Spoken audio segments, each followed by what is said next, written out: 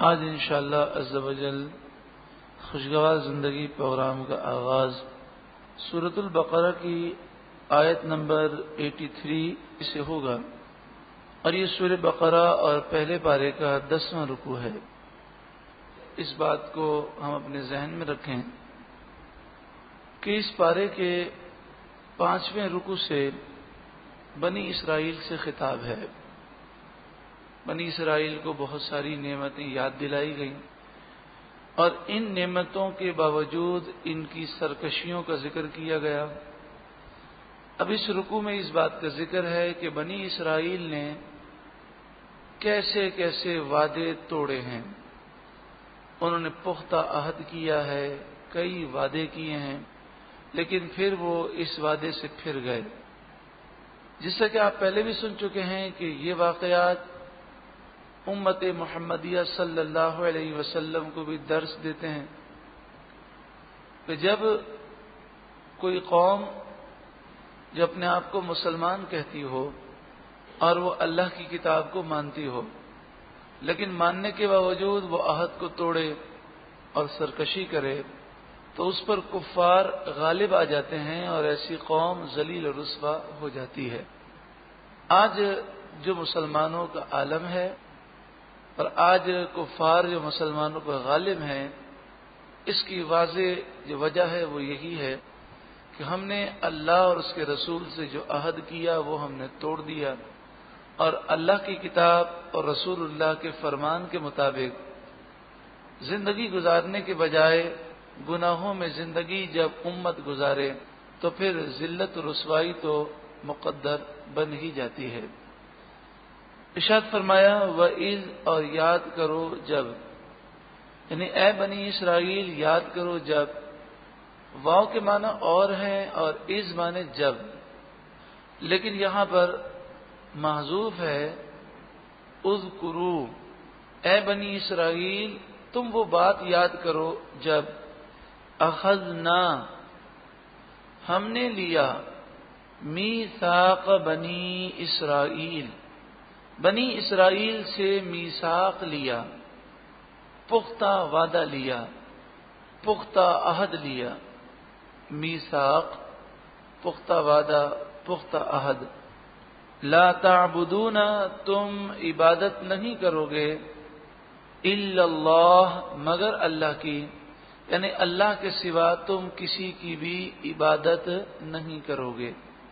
وبالوالدین احسانا، اور والدین کے ساتھ اچھا سلوک کرنا۔ وذی القربى، اور رشتہ داروں کے ساتھ۔ والیتامى، اور یتیموں کے ساتھ۔ والمساکین، اور مسکینوں غریبوں کے ساتھ تم اچھا سلوک کرنا۔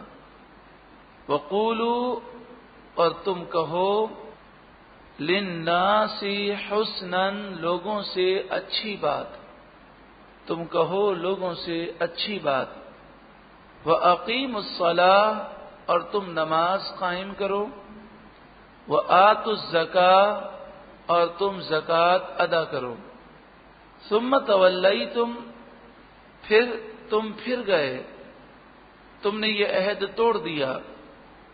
إِلَّا، مگر، قَلِيلًا مِّنْكُمْ، تم میں سے تھوڑے اس عہد پر باقی رہے، اکثر لوگوں نے اس عہد کو توڑ دیا۔ وَأَنْتُمْ، اور تم، مُعْرِضُونَ، منہ پھیرنے والے ہو، یعنی یہ تمہاری عادت رہی ہے کہ تم عہد کر کے پھر جاتے ہو۔ اس آیت کریمہ میں میثاق بنی اسرائیل کے جو ذکر ہے، یہ عہد بنی اسرائیل سے توریت کے ذریعے لیا گیا، یعنی توریت کے اندر یہ عہد تھا اور انہوں نے اس کو تسلیم کیا۔ اللہ کے سوا تم کسی کی پوجا نہ کرو گے۔ اور بنی اسرائیل 2 گروپ میں تقسیم ہوئے، ایک تو وہ ہیں جو یہودی کہلاتے ہیں، اور ایک وہ ہیں جو عیسائی ہیں۔ عیسائی حضرت عیسیٰ علیہ السلام کی پوجا کرتے ہیں، انہیں خدا اور اللہ کا بیٹا سمجھتے ہیں۔ یہودی حضرت عزیر علیہ السلام کی پوجا کرتے ہیں اور انہیں خدا اور اللہ کا بیٹا سمجھتے ہیں، تو اس طرح انہوں نے اس عہد کو توڑ دیا۔ وبالوالدین احسانا، والدین کے ساتھ اچھا سلوک کرنا، وذی القربى، اور رشتہ داروں کے ساتھ، والیتامى والمساکین، یتیموں و مسکینوں کے ساتھ، وقولوا للناس حسنا، اور لوگوں سے اچھی بات کہنا۔ جب انسان کے دل میں اللہ کا خوف باقی نہ رہے اور وہ اللہ ہی کا کہنا نہ مانے تو وہ ماں باپ کا کہنا کیسے مانے گا؟ وہ لوگوں کے ساتھ اچھا سلوک کیسے کرے گا؟ وہ تو خود غرضی کا شکار ہوگا۔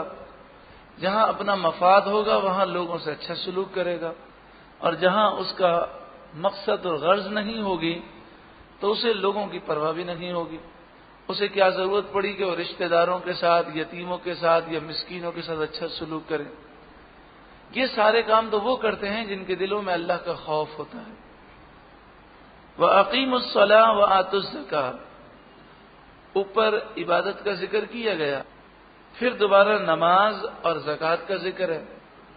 تو اوپر جو ہے وہ شرک کی مذمت ہے، یعنی ان سے یہ عہد لیا گیا بھائی شرک نہ کرنا، اللہ کے ساتھ کسی اور کو الہ، خدا، معبود نہ سمجھنا، اس کی پوجا نہ کرنا۔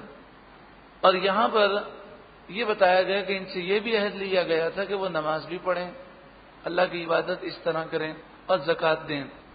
معلوم یہ ہوا کہ نماز اور زکوٰۃ یہ پچھلی امتوں میں بھی تھی، اور بنی اسرائیل خصوصاً جو توریت کے ماننے والے تھے ان پر نماز بھی فرض تھی اور زکوٰۃ بھی فرض تھی، لیکن انداز اور مقدار کا فرق تھا۔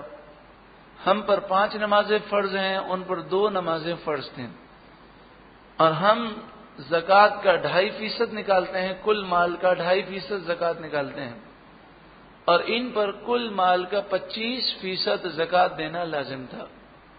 یعنی 1 لاکھ روپے میں سے ہم تو زکوٰۃ کے 2,500 روپے نکالتے ہیں، اور انہیں 1 لاکھ میں سے 25,000 اللہ کی راہ میں نکالنا ضروری تھا۔ پھر تم پھر گئے، مگر تھوڑے لوگ ایسے تھے تم میں سے جو ان ساری باتوں پر قائم و دائم رہے۔ یہ وہ تھے کہ جو آسمانی کتابوں کو مانتے رہے اور اس پر عمل کرتے رہے، اور جب نبی آخر الزماں کی آمد ہوئی تو وہ رسول اللہ کو دیکھ کر کلمہ پڑھ کے مسلمان ہو گئے۔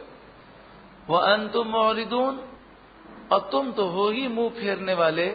یہ تمہاری عادت ہے کہ تمہاری ضد کی عادت ہے، مخالفت کی عادت ہے، عہد کر کے پھر جانے کی عادت ہے، تو یہ حرکتیں تم کرتے رہتے ہو۔ اس آیت کریمہ میں آپ ذرا دیکھیں، اللہ تعالیٰ نے اپنی عبادت کا جہاں ذکر کیا اس کے فوراً بعد والدین کے ساتھ احسان کرنے، بھلائی کرنے کا ذکر کیا گیا۔ اس سے آپ اندازہ کر سکتے ہیں کہ والدین کے حقوق کتنے مقدم ہیں، کہ نماز کا ذکر بعد میں ہے، زکوٰۃ کا ذکر بعد میں ہے، لوگوں سے اچھی بات کہنے کا ذکر بعد میں ہے، لیکن والدین کا ذکر ان سب سے پہلے ہے۔ اور یہ مقدم کرنا یہ اس بات کی اہمیت کو بتانے کے لیے ہے۔ اللہ تعالیٰ نے پورے قرآن پاک میں کئی مقامات پر اپنی عبادت اور اپنی فرمانبرداری کے ساتھ ساتھ ماں باپ کی فرمانبرداری اور ماں باپ کے ساتھ احسان کرنا، بھلائی کا ذکر فرمایا۔ ماں باپ کے حقوق اتنے زیادہ ہیں کہ اگر کوئی ساری زندگی حقوق ادا کرتا رہے تو بھی وہ حقوق کا ایک ذرہ بھی ادا نہیں کر سکتا۔ جیسا کہ روایتوں میں موجود ہے کہ کسی نے عرض کیا عقید جہاں صلی اللہ علیہ وآلہ وسلم کی بارگاہ میں کہ میں نے اپنی ماں کو کندھے پر بٹھایا اور میں نے کئی میلوں کا سفر کیا، ایسا سفر کہ جس میں اتنی گرمی تھی کہ جس کو اس طرح سمجھایا گیا کہ اس زمانے میں گرمی اس قدر تیز ہوتی تھی اور ریگستانی علاقہ کہ اگر چنے بھی زمین پر رکھے جائیں تو گرمی سے بھون جائیں۔ تو میں نے کندھے پر اپنی ماں کو سوار کیا اور کندھے پر لے کر چلا، تو کیا میں نے اپنی ماں کا حق ادا کر لیا؟ تو آپ صلی اللہ علیہ وسلم نے فرمایا تیرے پیدا ہونے پر جو تیری پیدائش کے جھٹکے ماں نے برداشت کیے اس میں سے شاید ایک جھٹکے کا حق ادا ہوا ہو. یعنی مفہوم یہ کہ ایک جھٹکے کا بھی تو حق ادا نہ کر سکا. اور اسی طرح کی روایت ہے کہ کسی بزرگ سے کسی نے عرض کیا کہ میں نے اپنی ماں کو 7 حج کروائے اور کندھے پر کروائے. جنہوں نے حج کیا ہے وہ جانتے ہیں کہ اتنی سہولتیں اب ہو چکی ہیں لیکن اس کے باوجود حج ہے. آدمی 10 عمرے کر لے وہ اپنی جگہ ہے لیکن حج کی بات ہی کچھ اور ہے. بسا اوقات حج میں اپنے آپ کو سنبھالنا مشکل ہوتا ہے. تو اس نے عرض کی کہ میں نے اپنی ماں کو اپنے کندھے پر بٹھا کر 7 حج کروائے. گھر سے لے کر واپسی تک میں نے ہر رکن جو ہے وہ کندھے پر ہی اسے ادا کروائے. کیا میں نے اپنی ماں کا حق ادا کر دیا؟ آپ نے اس سے فرمایا کہ ایک رات کا بھی تو نے حق ادا نہ کیا. یعنی رات کو بچے کتنا تنگ کرتے ہیں جب چھوٹے ہوتے ہیں. تو بسا اوقات وہ پیشاب کر دیتے ہیں, بسا اوقات دودھ کے لیے روتے ہیں, کبھی پیٹ میں درد ہوتا ہے. تو ماں کی جو رات کی نیند خراب ہوتی ہے, فرمایا تو نے ایک رات کا بھی حق ادا نہ کیا. والدین کے حقوق بہت زیادہ ہیں. مفسرین لکھتے ہیں کہ ایسی بات وہ نہ کہے ماں باپ کے سامنے, اور اسی طرح ایسا کام نہ کرے جس سے ماں باپ کو تکلیف ہو. اپنی جان, اپنا مال, اپنے بدن سے ماں باپ کی خوب خدمت کرے, اس میں کوتاہی نہ کرے. جب انہیں اس کی ضرورت ہو تو ان کے پاس کھڑا رہے, حاضر رہے. والدین اگر نوافل چھوڑنے کا حکم دیں اور کہیں کہ نفل نہ پڑھو ہماری خدمت کرو, تو فرمایا نوافل چھوڑ دے اور ان کی خدمت کرے کہ نوافل سے بڑھ کر ہے ان کی خدمت کرنا. ہاں, فرض, واجبات اور سنتیں مؤکدہ نہ چھوڑی جائیں, ان کے کہنے پر گناہ نہ کیا جائے.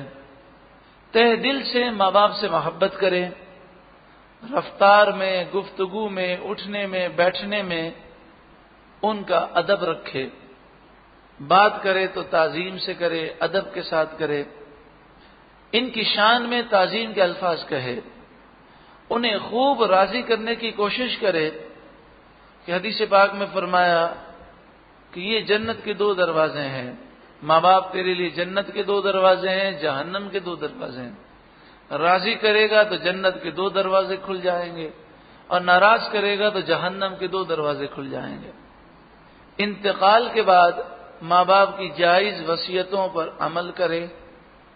فاتحہ, صدقات اور تلاوت قرآن سے ایصال ثواب کرے. مغفرت کی دعا کرتا رہے. ہفتے میں کم از کم 1 بار ان کی قبر پر حاضری ضرور دے. اگر ماں باپ گناہوں کے عادی ہوں یا کسی بد مذہبی میں گرفتار ہوں تو ان سے سختی نہ کرے, بلکہ نرمی کے ساتھ, محبت, پیار اور ادب و تعظیم کے ساتھ انہیں نیکی کی دعوت دے, ان کی اصلاح کرنے کی کوشش کرے, تقوی کی دعوت دے, صحیح عقیدے پر لانے کی کوشش کرے. یہ بھی ماں باپ کے حقوق میں سے کہ اگر وہ بدعقیدہ ہیں یا گناہوں میں پڑے ہیں تو انہیں راہ ہدایت پر لانے کی کوشش کرنا یہ بھی ماں باپ کے حقوق میں سے ہے. لیکن غصہ نہ ہو, پیار محبت کے ساتھ, تعظیم کے ساتھ وہ سمجھاتا رہے. اگر ماں باپ میں سے کوئی کافر ہو, مشرک ہو, ہندو ہو, عیسائی ہو, یہودی ہو, تب بھی دنیاوی جائز معاملات میں ان کا ساتھ دے اور ان کے حقوق ادا کرے. ہاں, گناہوں میں ان کا ساتھ نہ دے. حضرت امام نسائی شریف میں لکھتے ہیں جس کے مطابق والدین کا جو نافرمان ہے کل بروز قیامت اللہ تعالیٰ اس پر نظر رحمت نہ فرمائے گا. اور امام طبرانی حدیث لکھتے ہیں جس کے مطابق جنت کی خوشبو 500 سال کی مسافت تک آئے گی, اور ایک روایت ہے 1000 سال کی مسافت تک جنت کی خوشبو آئے گی. جیسے ہمارے کچن میں کھانا ہو تو اس کی خوشبو دور دور تک پھیلتی ہے, لیکن کوئی 1 کلومیٹر تک بھی خوشبو نہیں جاتی. جنت کی خوشبو، اس کی نعمتوں کی خوشبو ایسی ہوگی کہ اگر 1000 سال تک کوئی گھوڑے پر بیٹھ کر دوڑتا رہے تو وہ جتنا فاصلہ طے کر لے اس سے بھی زیادہ جنت کی خوشبو دور دور تک آئے گی. لیکن جو والدین کا نافرمان ہے وہ جنت کی خوشبو سے بھی محروم ہوگا. کتاب السنہ میں ہے کہ جو والدین کو دکھ دینے والا ہے، نافرمان ہے، اللہ تعالیٰ نہ اس کا فرض قبول کرے گا اور نہ ہی اس کے نوافل قبول ہوں گے. اور امام طبرانی علیہ رحمہ لکھتے ہیں کہ حدیث پاک میں ہے جو والدین کا نافرمان ہے آسمان سے روزانہ اس پر اللہ تعالیٰ 3 مرتبہ لعنت کو بھیجتا ہے. اور ایک روایت میں یہ ہے کہ دنیا میں بھی والدین کے نافرمان کو سزا ضرور ملتی ہے، اور ادنا سزا یہ ہے کہ اس کی اولاد بھی اس کی نافرمان ہوتی ہے. اس آیت کریمہ میں والدین کے ساتھ احسان کا ذکر کیا گیا. احساناً عربی میں وہ لفظ ہے کہ جس میں بہت زیادہ مبالغہ پایا جاتا ہے، یعنی بہت زیادہ اچھا سلوک کرو والدین کے ساتھ، بہت زیادہ اپنی طاقت، اپنی ساری قوتیں اس میں صرف کر دو. یقیناً جو والدین کا کہنا مانتے ہیں دنیا میں بھی کامیاب ہوتے ہیں، آخرت میں بھی کامیاب ہوتے ہیں. آپ نے گائے والا قصہ سنا کہ وہ نوجوان جو ماں کی خدمت اس طرح کرتا کہ رات کے 3 حصے کرتا، ایک حصے میں ماں کی خدمت کرتا، اپنی آمدنی کے 3 حصے کرتا، ایک سے ماں کی خدمت کرتا، اور ماں کا اتنا کہنا مانتا تھا کہ ماں نے کہا کہ بیٹا گائے پر سوار نہ ہونا، تو گائے کو اللہ نے زبان دی، وہ بولنے لگی کہ مجھ پر سوار ہو جائے، تو اس نے کہا میری ماں نے منع کیا. فرشتہ انسانی شکل میں آیا اور کہا کہ 3 دینار کی جگہ میں تمہیں 6 دینار دیتا ہوں، ماں سے مشورہ نہ کرو، ماں سے مت پوچھو. تو اس نے کہا ایسا نہیں ہو سکتا. تو اللہ نے اسے صلہ کتنا دیا کہ وہ گائے جس کی قیمت صرف 3 دینار تھی، ایک روایت کے مطابق آپ نے سنا کہ اس کی قیمت اسے ملی، گائے کا جو وزن تھا اس سے 10 گنا سے زائد اسے سونا عطا کیا گیا. معلوم یہ ہوا کہ جو ماں باپ کا فرما بردار ہوگا، ان کی خدمت کرے گا، اللہ تعالیٰ اس کی روزی میں برکتیں عطا فرمائے گا. آج اگر ہماری روزی میں تنگی ہے، بے برکتی ہے، بیماریاں ہیں، پریشانیاں ہیں، تو ہم بڑی کوشش کرتے ہیں کہ کوئی دعا کرنے والا مل جائے. گھر میں دعا کا کتنا بڑا مرکز موجود ہے، لیکن کیا ہم نے ماں باپ کی دل کی دعائیں لینے کی کوشش کی؟ دل کی دعائیں وہ ہوتی ہیں جو خود بخود نکلتی ہیں. اتنی انسان خدمت کرے کہ زبان دعا دے یا نہ دے، دل کے اندر سے جسم کا رواں رواں دعا دے رہا ہو، تو یہ خدمت آپ کر کے دیکھیں، ہر مشکل انشاءاللہ آسان ہو جائے گی اور ہر محاذ پر اللہ تعالیٰ کامیابی نصیب فرمائے گا. رشتہ داروں کا جہاں تک تعلق ہے تو یہ مسئلہ تو یاد رکھیں کہ ماں باپ ہوں یا رشتہ دار ہوں، شریعت کے خلاف ہم ان کا کہنا نہیں مان سکتے. تو ان کا کہنا جو ماننا ہے وہ شریعت کے دائرے میں رہ کر.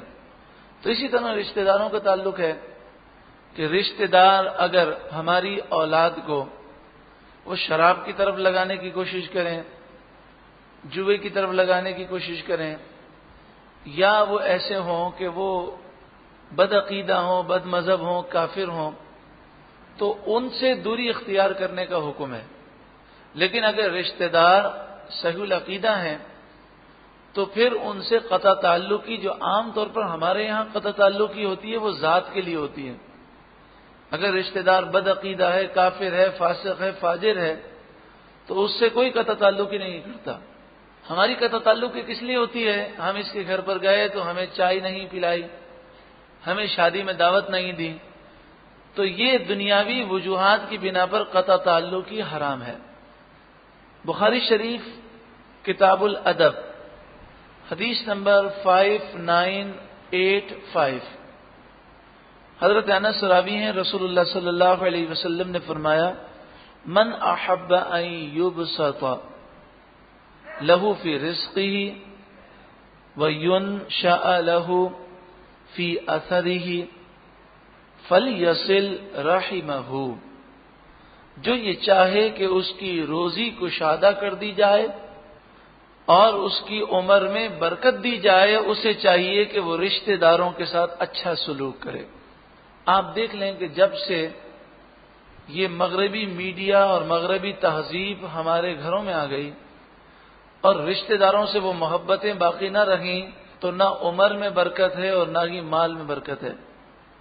مسند امام احمد بن حنبل دوسری جلد صفحہ نمبر 484 عن ابی ہریرہ رضی اللہ تعالی عنہ قال سمعت رسول اللہ صلی اللہ علیہ وسلم یقول، حضرت ابو ہریرہ فرماتے ہیں کہ میں نے رسول اللہ صلی اللہ علیہ وسلم کو فرماتے ہوئے سنا، ان اعمال بنی آدم تعرض کل خمیس لیلۃ الجمعۃ، ہر جمعرات کو شب جمعہ بنی آدم کے اعمال اللہ کی بارگاہ میں پیش کیے جاتے ہیں، فلا يقبل عمل قاطع رحم، لیکن جو رشتہ کاٹنے والا ہے، وہ رشتہ داروں کے ساتھ اچھا سلوک کرنے والا نہیں، اللہ تعالیٰ اس کے اعمال کو قبول نہیں فرماتا، اس کے نیک اعمال قبول نہیں کیے جاتے۔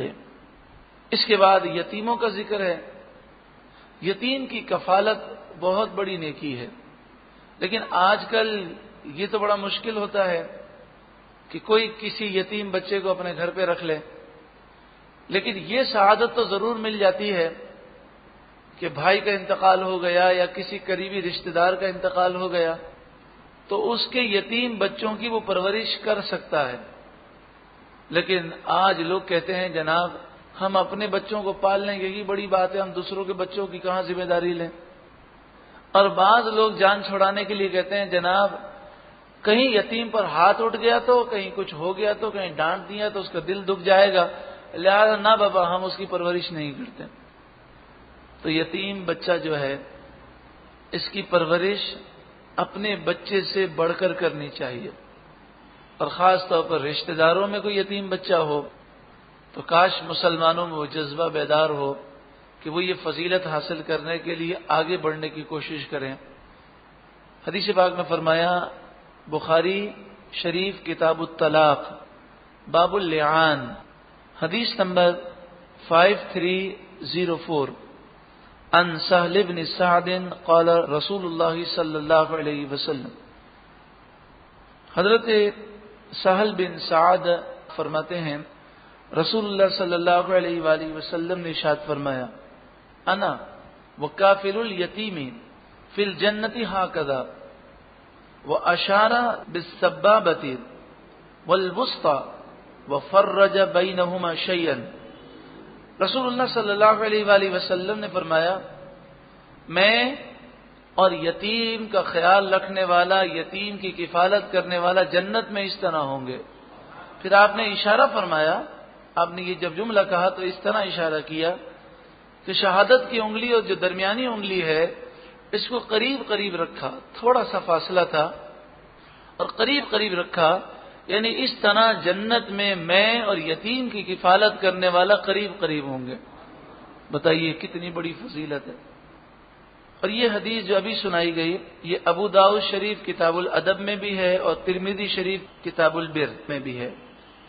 حضرت عبداللہ بن عباس رضی اللہ تعالی عنہما فرماتے ہیں رسول اللہ صلی اللہ علیہ وآلہ وسلم نے ارشاد فرمایا، اور یہ حدیث ابن ماجہ کتاب الادب میں ہے، آپ نے فرمایا من عال ثلاثۃ من الایتام، جس نے 3 یتیموں کی پرورش کی، اس کا خیال رکھا، 3 یتیموں کی کفالت کی، کان کمن قام لیلہ وصام نہارہ وغدا وراح شاہرا سیفہ فی سبیل اللہ، 3 یتیموں کی کفالت کرنے والا ایسا ہے کہ جس نے ساری رات اللہ کی عبادت میں گزاری اور سارا دن روزے میں گزارا، اور دن رات وہ اللہ کی راہ میں جہاد کرتا رہا۔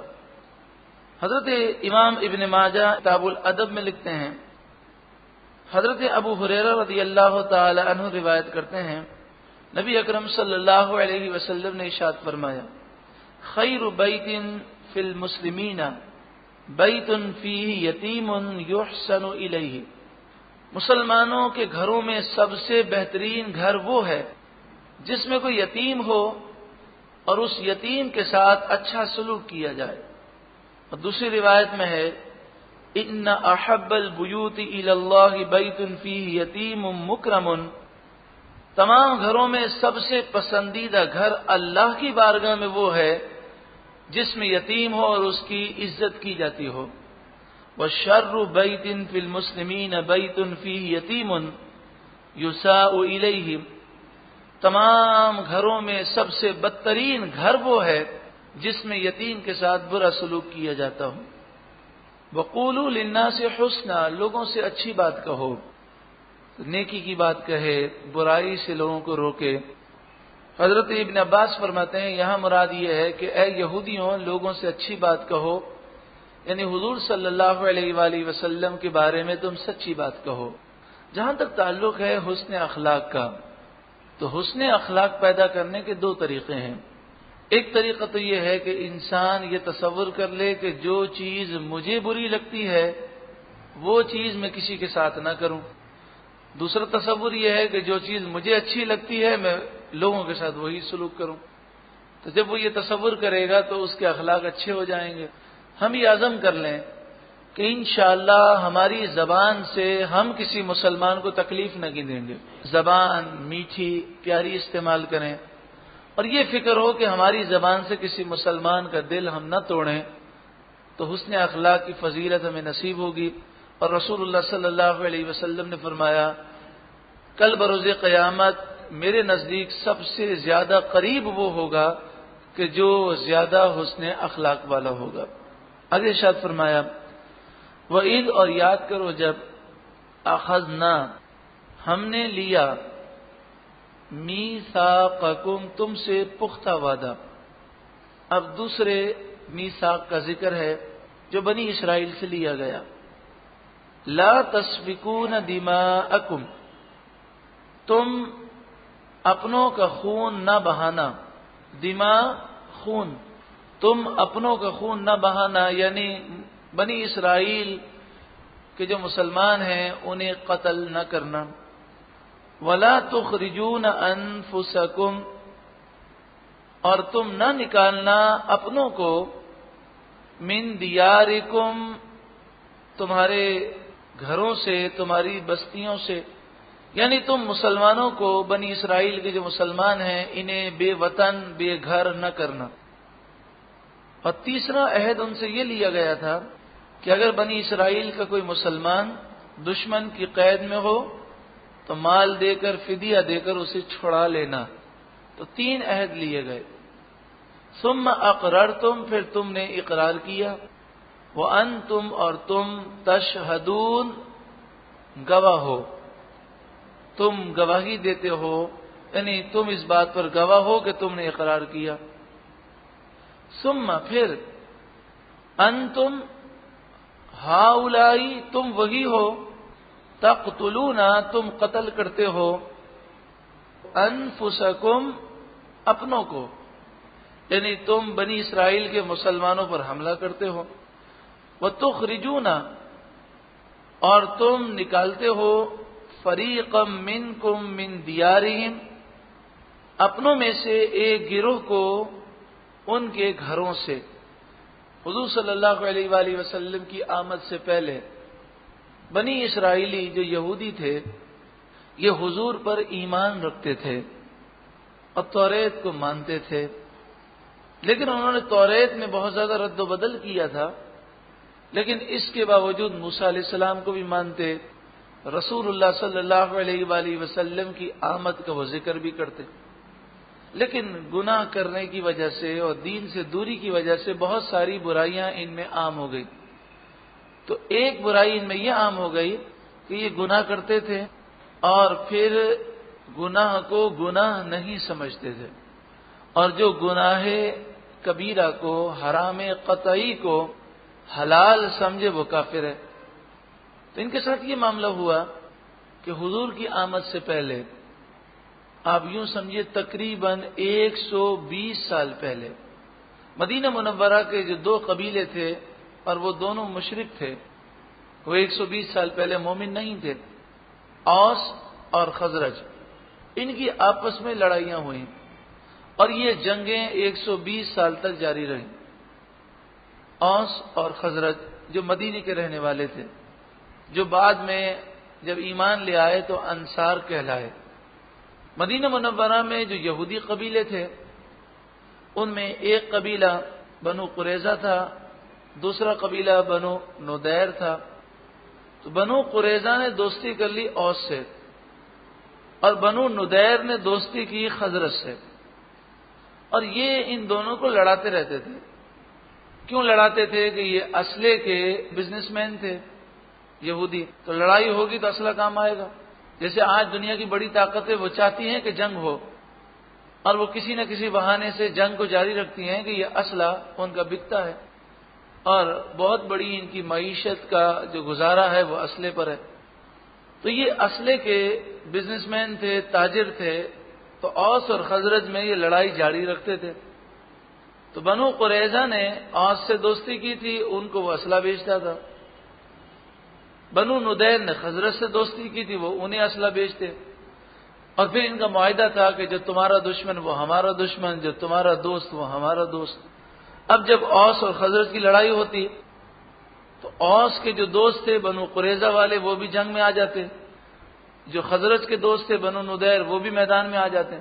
اب جب میدان جنگ میں جنگ ہو رہی ہوتی تو یہ پرواہ نہ کرتے کہ ہمارے سامنے کون ہے، تو یہ بنو قریظہ والے بنو نضیر کو مارتے اور بنو نضیر والے یہودی بنو قریظہ کو مارتے، اور پھر وہ ان کے گھروں کو آگ لگا دیتے، ان کو گھروں سے بے گھر کر دیتے۔ جب جنگ ختم ہو جاتی تو پھر یہ اپنے دوستوں سے پوچھتے کہ بھئی تمہارے پاس ہمارا کوئی یہودی بھائی قید میں تو نہیں ہے؟ تو اوس والے بنو قریظہ کو کہتے کہ ہمارے پاس بنو نضیر کے اتنے آدمی قید میں ہیں، تو وہ کہتے یہ پیسے لو اور یہ فدیہ لو اور انہیں چھوڑ دو، کیونکہ ہم سے توریت میں یہ عہد لیا گیا کہ ہمارا کوئی یہودی بھائی، بنی اسرائیل کا کوئی بھائی اگر قید میں ہو تو اسے فدیہ دے کر چھڑا دینا۔ تو کیسی جہالت ہے کہ جنگ ختم ہو جائے تو فدیہ دے کر چھڑا رہے، اور جنگ کے دوران اسے قتل بھی کر رہے ہیں اور ان کے گھروں کو آگ بھی لگا رہے ہیں۔ تو فرمایا ثم انتم ہؤلاء تقتلون انفسکم، پھر تم وہی ہو کہ جو اپنوں کو قتل کرتے ہو، وتخرجون اور تم نکالتے ہو، فریقا منکم تم میں سے ایک گروہ کو، من دیارہم ان کے گھروں سے۔ جب تمہیں سمجھایا جائے تو تم کہتے ہو جناب ہمارا معاہدہ ہے اور ہم معاہدے کے بڑے پابند ہیں۔ تو فرمایا جا رہا ہے کہ معاہدہ اگر انسان نے کیا ہے تو گناہ میں تو کسی کی فرما برداری انسان نہیں کر سکتا، گناہ میں تعاون کرنا، مدد کرنا یہ حرام ہے۔ بس یہاں پر میں اتنا کہوں گا کہ عراق پر جب حملہ ہوا تو سعودی عرب نے اپنی سمندری حدود دی ہیں امریکہ کو، جہاں سے وہ فائر کرتا تھا، اور کویت نے اپنی سرزمین دی۔ تو عراق میں جو 11 لاکھ مسلمان بچے، عورتیں، بوڑھے، جوان شہید ہوئے، اتنے مزارات اور اتنی مسجدوں کو شہید کیا گیا، اتنے قرآن جلائے گئے، شہید کیے گئے، تو اس کے ذمہ دار کویتی حکومت بھی ہے اور سعودی حکومت بھی ہے۔ افسوس مسلمان کہلانے والوں نے اپنے بھائیوں کا خیال نہ کیا، اور وہ یہی کہتے تھے جی امریکہ سے دوستی ہماری، ہمارا امریکہ سے معاہدہ ہے۔ امریکہ نے افغانستان پر حملہ کیا اور افغانستان پر حملہ کر کے 20 لاکھ بے گناہ مسلمانوں کو شہید کیا، بے دردی سے خون خرابہ کیا۔ تو اس کے ذمہ دار کہ اس وقت جو گورنمنٹ تھی اس نے انہیں راستہ دیا، فوجی اڈے بنانے دیے اور ہر قسم کا انہوں نے تعاون کیا۔ تو ہم کسی سے بھی اگر معاہدہ کرتے ہیں تو اپنے بھائیوں کے قتل میں ہم شریک نہیں ہو سکتے، اس کے ساتھ کوئی تعاون نہیں کر سکتے۔ اسی طرح یہ بات یاد رکھیں کہ جو دشمنان اسلام کی فوج مسلمانوں پر حملہ کر رہی ہے اسے اسلحہ فراہم کرنا، اسے خوراک فراہم کرنا، اسے پیٹرول دینا، یہ سب حرام ہے، اور ظلم میں تعاون کرنا ہے۔ حدیث پاک میں فرمایا کہ ایک مسلمان بے گناہ کے قتل میں اگر ساری دنیا شریک ہو جائے تو ساری دنیا کیسے شریک ہوگی؟ تعاون، جس نے جس طرح تعاون کیا، اگر ساری دنیا شریک ہو جائے تو اللہ تعالیٰ کسی کی پرواہ نہ کرے گا، سب کو اوندے منہ جہنم میں ڈال دے گا۔ اور یہ کہنا کہ جناب اگر ہم ان کو راستہ نہیں دیں گے تو یہ ہمیں ماریں گے، تو کیا مطلب ہوا؟ اس کا مطلب وہ خود غرضی کی ہم انتہا کو پہنچے ہوئے ہیں، اپنی جان بچانے کے لیے اپنے بھائیوں کا قتل عام ہم کرنے کی اجازت دیں۔ تو کیا آپ سمجھتے ہیں کہ وہ اس قتل عام سے فارغ ہو کر کیا آپ کا قتل عام نہیں کریں گے؟ یہ دشمنان اسلام کبھی مسلمانوں کے خیرخواہ نہیں ہو سکتے۔ تظاہرون، تم مدد کرتے ہو، علیہم، ان کی، بالاسم، گناہ میں، والعدوان، اور زیادتی میں، حالانکہ گناہ اور زیادتی میں کسی کے ساتھ تعاون نہیں کرنا چاہیے تھا۔ وَإِن يَأْتُوكُمْ أُسَارَىٰ، اور اگر وہ آئیں تمہارے پاس قیدی بن کر، اسارا یعنی قیدی بن کر، تفادوہم، تم فدیہ دے کر انہیں چھوڑا دیتے ہو، وَهُوَ مُحَرَّمٌ عَلَيْكُمْ إِخْرَاجُهُمْ، حالانکہ ان کا اخراج، ان کا گھروں سے نکالنا ہی تم پر حرام کیا گیا تھا۔ افتؤمنون، کیا تم ایمان رکھتے ہو، ببعض الکتاب، کتاب کے ایک حصے پر، وتکفرون ببعض، اور تم انکار کرتے ہو کتاب کے ایک حصے کا، یعنی ایک بات مانتے ہو، دو باتیں نہیں مانتے، حرام قطعی کو تم حلال سمجھتے ہو، یہ تو کفر ہے۔ تو یہ بات یاد رکھیں کہ اللہ کی کتاب کے کسی ایک حکم کو نہ ماننا اور باقی ساری کتاب کو ماننا، اس سے کوئی فائدہ حاصل نہیں ہوگا۔ ایک حکم کا بھی انکار کرے گا تو وہ کافر ہے، اور گویا کہ وہ پوری کتاب کا انکار کرنے والا ہے۔ یہاں پر یہ بات ذہن نشین رہے کہ اس وقت جتنی بھی گمراہی پھیلی ہوئی ہے، اس کی سب سے بڑی وجہ یہ ہے کہ قرآن کی ایک آیت کو یا چند آیتوں کو انہوں نے عقیدے کی بنیاد بنا لیا، اور ایسا عقیدہ انہوں نے وضع کیا کہ وہ ان آیتوں کا مفہوم غلط سمجھے، اور عقیدہ انہوں نے بنا لیا، اور پھر اس عقیدے کی وجہ سے کئی آیتوں کا انہوں نے انکار کر دیا۔ مثلا سورہ توبہ آیت نمبر 129، قل حسبی اللہ، آپ فرما دیں اللہ مجھے کافی ہے۔ تو یہ بات کیا چل رہی ہے؟ بات ذہن میں رہے کہ یہودی کیا کرتے تھے، کتاب کے ایک حصے کو مانتے تھے اور کتاب کے دوسرے حصے کا انکار کرتے تھے۔ وہ کیسے انکار کرتے تھے؟ ایک حصے پر ایمان رکھنا، دوسرے کا انکار کرنا۔ تو اگر کسی کا ایمان ہو قل حسبی اللہ پر، اور کہے کہ حضور سے فرمایا گیا کہ آپ ان کافروں سے کہہ دیں مجھے اللہ کافی ہے، بات تو صحیح ہے، لیکن اس آیت کا اگر وہ یہ مفہوم لے لے کہ اللہ کافی ہے، مجھے نہ رسول اللہ کی ضرورت ہے، نہ اولیاء کی ضرورت ہے، نعوذ باللہ من ذالک، تو یہ عقیدہ قرآن و حدیث کے خلاف ہے۔ یا کہے مجھے اللہ کافی ہے تو میں نہ رسول اللہ کے معجزات مانتا ہوں، نہ اولیاء کی طاقت مانتا ہوں، ان کی شان، ان کی تعظیم، ان کی عظمت کا انکار کرے، تو یہ عقیدہ قرآن و حدیث کے خلاف ہے۔ دیکھیں سورہ انفال آیت نمبر 64، یا ایھا النبی حسبک اللہ ومن اتبعک من المؤمنین، اے نبی اللہ آپ کو کافی ہے اور آپ کی پیروی کرنے والے مومنین آپ کو کافی ہیں۔ تو اللہ کافی ہے، اس میں کوئی شک نہیں، لیکن اللہ کی عطا سے صالح مومنین بھی کافی ہیں، اور حقیقی طور پر کافی اللہ ہی ہے، لیکن اللہ نے مقام و مرتبہ عطا فرمایا۔ سورہ بقرہ آیت نمبر 143، ان اللہ بالناس لرؤوف الرحیم، بے شک اللہ لوگوں پر رؤوف رحیم ہے۔ تو کوئی کہے کہ اللہ رؤوف رحیم ہے، اللہ کے سوا کسی اور کو رؤوف و رحیم کہنا شرک ہے، تو اس کا مطلب یہ ہوا کہ وہ سورہ توبہ آیت نمبر 128 کا انکار کر رہا ہے، اور اس کا منکر ہو کر وہ کافر ہو گیا۔ لقد جاءکم رسول من انفسکم عزیز علیہ ما عنتم حریص علیکم، بے شک تمہارے پاس وہ رسول تم میں سے آئے کہ جو تم سے بڑی محبت کرتے ہیں، تمہارا مشقت میں پڑنا ان پر بہت گراں ہے، بہت زیادہ تمہیں چاہنے والے ہیں، बिलमुमिनीन रऊफ रहीम, ये मोमिनों पर रऊफ और रहीम है। तो अल्लाह रऊफ और रहीम है जाती तौर पर, और रसूलुल्लाह रऊफ और रहीम अल्लाह की अता से।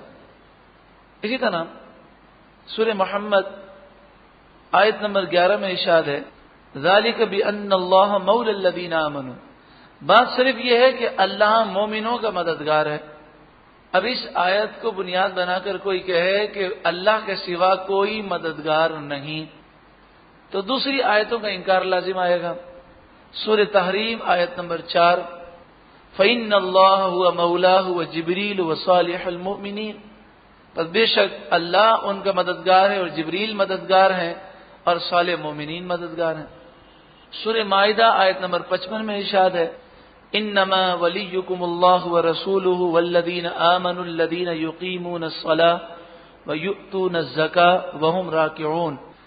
तुम्हारा मददगार तो अल्लाह है, उसका रसूल है, और साले मोमिनीन जो नमाज कायम रखते हैं, ज़कात देते हैं और रुकू करते हैं, वो तुम्हारे मददगार हैं।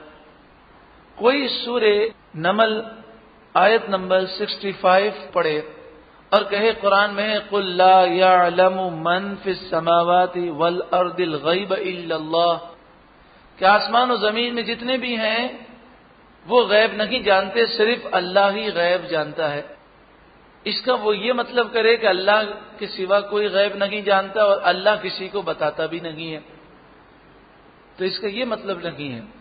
इसका मतलब ये है कि अल्लाह ही गैब जानता है और अल्लाह के बताए बगैर कोई नहीं जानता, और जो भी गैब जानता है वो अल्लाह की अता से जानता है। सूरह जिन आयत नंबर 26 और 27 में क्या है, आलिमुल गैबी फला युज़हिरु अला गैबिही अहदन इल्ला मन इर्तदा मिर रसूल। गैब का जानने वाला गैब का इल्म सिर्फ अपने पसंदीदा रसूलों को देता है, आम लोगों को नहीं देता। तो कुरान कह रहा है कि अल्लाह गैब का इल्म अपने रसूलों को देता है, और वो कहे कि अल्लाह किसी को नहीं देता, तो इसका मतलब क्या हुआ कि एक आयत को मान रहा है और दूसरी आयत का इनकार कर रहा है। अल्लाह तबारक व तआला बदअकीदगी से महफूज फरमाए। सारी बदअकीदियों की सबसे बड़ी वजह यही है कि लोगों ने चंद आयतों को देखा और पूरे कुरान पर और तमाम अहादीस पर उनकी नजर न थी और अकीदा बना लिया, और मुसलमानों पर झूठा शिर्क और बिदत का इल्जाम लगाकर खुद काफिर और मुशरिक हो गए। अफतुमिनून बिबादिल किताब, क्या तुम किताब के कुछ हिस्से को मानते हो, व तकफुरून बिबाद, और कुछ हिस्से का तुम इनकार करते हो। फमा जज़ाउ मन यफ़अलु ज़ालिका मिनकुम, बस क्या जजा है, क्या सजा है उसकी जो तुम में से ऐसा करे, इल्ला मगर खिज़युन रुसवाई फिल हयात दुनिया, दुनिया की जिंदगी में, यानी जो ऐसा करेगा दुनिया में जलील और रुसवा हो जाएगा। दो बातें हैं, जिल्लत और रुसवाई होगी, या तो वो अपने आप को मुसलमान कहे और किसी बात का इनकार करे जो नसे कतई से साबित है। दूसरी सूरत यह है कि एक चीज पर अमल करना और दूसरी चीज पर अमल ना करना, और अमल ना भी करना और उस पर कोई अफसोस ना होना, ये भी दुनिया में रुसवाई का सबब है। तो आज मुसलमान जो दुनिया में रुसवा हैं, इसकी बहुत बड़ी वजह यही है कि हम बेशुमार चीजों पर अमल भी नहीं करते और इस गुनाह को गुनाह भी नहीं समझते। वह यौमल क़ियामती, और क़यामत के दिन युरद्दूना, वो लौटाए जाएंगे, इला अशद्दिल अज़ाब, शदीद तरीन अजाब की तरफ। वमल्लाहु बिगाफिलिन अम्मा तामलून, और अल्लाह गाफिल नहीं उन कामों से जो तुम करते हो। इन लोगों ने ऐसा क्यों किया, और आज जो मुसलमान ऐसा कर रहे हैं, ऐसा क्यों कर रहे हैं? हमें तो कभी कभी बड़ा अफसोस भी होता है कि बाज लोग अगर कुरान की तफसीर भी बयान करते हैं, ये कुरान की तफसीर लिखते हैं, तो पूरा जोर इसी पर है कि मुसलमान सारे मुशरिक हो चुके हैं, काफिर हो चुके हैं, मुर्तद हो चुके हैं, बिदअती हैं। कभी कभी दिल चाहता है और हम देखते हैं کہ بھئی جہاں رسول اللہ کی واضح فضیلت ہے وہاں پر انہوں نے کیا لکھا. افسوس کے ساتھ انسان کا دل اور ضمیر زندہ ہو تو آنکھوں سے آنسو جاری ہو جائیں کہ وہ لمبی لمبی تقریریں بیان کرتے ہیں اور لمبے لمبے صفحے لکھ دیتے ہیں، لیکن جب ورفعنا لک ذکرک پر بات آتی ہے، اے محبوب ہم نے آپ کے لیے آپ کا ذکر بلند کیا، تو وہاں ایک لائن بھی حاشیے میں نہیں ہوتی. رسول اللہ کی شان سن کر یا پڑھ کر وہ ایسے نکل جاتے ہیں جیسے سم بکم عمی، اندھے ہیں، بہرے ہیں، گونگے ہیں. رسول اللہ کی شان نہ خود وہ سمجھتے ہیں نہ دوسروں کے اندر وہ اس چیز کو داخل کرنے کی کوشش کرتے ہیں. لیکن الحمدللہ جو عاشق رسول ہیں ان پر کتنا کرم ہے. وہ تو قرآن بھی پڑھتے ہیں تو اپنے محبوب کی شان ڈھونڈتے ہیں، وہ حدیث بھی پڑھتے ہیں تو اپنے آقا کی شان بیان کرتے ہیں. دنیا کی محبت نے انہیں تباہ کر دیا. جو گناہوں میں پڑے وہ بھی دنیا کی محبت کی وجہ سے. اولئک الذین اشتروا الحیاۃ الدنیا بالآخرہ، یہی وہ لوگ ہیں جنہوں نے آخرت کے بدلے میں دنیا کی زندگی حاصل کی، یعنی دنیا کے لیے آخرت کی زندگی کو برباد کیا. اشتروا خریدا، حاصل کیا. فلا یخفف عنہم العذاب، تو تخفیف نہ کی جائے گی. فلا یخفف، تخفیف نہ کی جائے گی، ہلکا نہ کیا جائے گا ان سے عذاب. ولا ہم ینصرون، اور ان کی مدد نہ کی جائے گی. آپ نے دیکھ لیا کہ یہ یہودی اپنے دوستوں کی طرفداری میں گناہ کرتے تھے، تو مفسرین لکھتے ہیں کہ کسی کی طرفداری میں گناہ کرنا، دین کی مخالفت کرنا، یہ دنیا میں بھی انسان کو تباہ کر دیتا ہے اور آخرت بھی برباد